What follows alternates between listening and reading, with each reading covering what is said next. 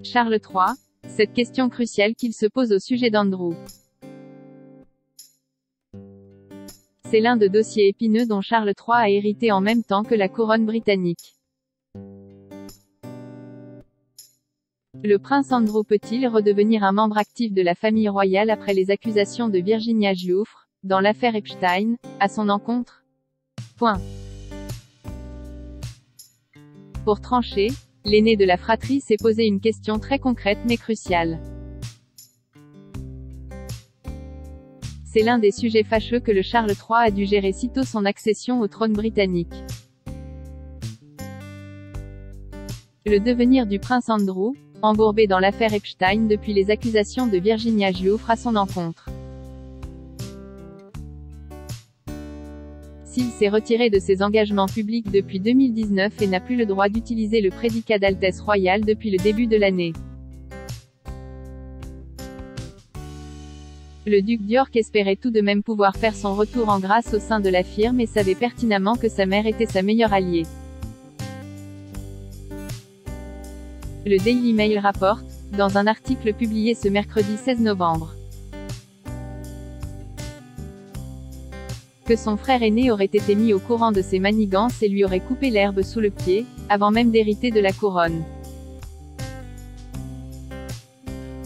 Nos collègues britanniques se font effectivement l'écho d'une source affirmant que l'ancien prince de Galles aurait été informé par le personnel supérieur d'Élisabeth II de la campagne de réhabilitation menée par les proches du duc d'York auprès de la monarque malade. Une question cruciale s'est alors posée au futur souverain du Royaume-Uni. Si Andrew redevient un membre actif de la famille royale, chargé de représenter la couronne britannique, quelle organisation caritative voudrait bien de lui?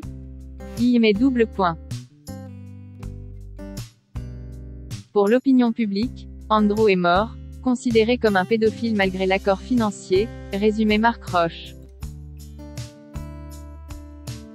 Spécialiste de la monarchie britannique et auteur du livre Les Borgia à Buckingham, à l'occasion d'un décryptage publié le 3 octobre 2022 sur notre site. Le fils aîné de la défunte reine aurait alors convoqué son cadet disgracié à son manoir de Birkhall pour l'informer. Bien avant le décès de leur mère, que son retour sur le devant de la scène était tout bonnement inenvisageable.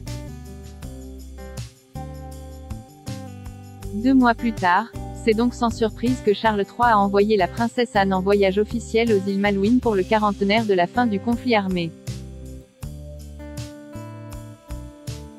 À la place d'Andrew qui est pourtant un vétéran de cette guerre. Charles III jaloux de son petit frère?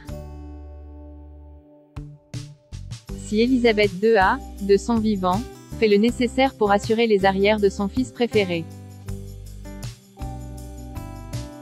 payant notamment l'accord financier avec Virginia Giuffre et lui permettant de conserver la propriété du Royal Lodge comme domicile. Le nouveau souverain s'est ainsi d'ores et déjà montré bien moins clément et tolérant envers son cadet.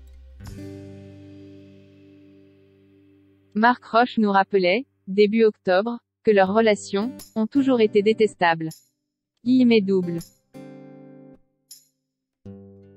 Charles III s'est notamment montré jaloux de l'entregent du prince Andrew auprès des femmes, précise le spécialiste de la monarchie britannique.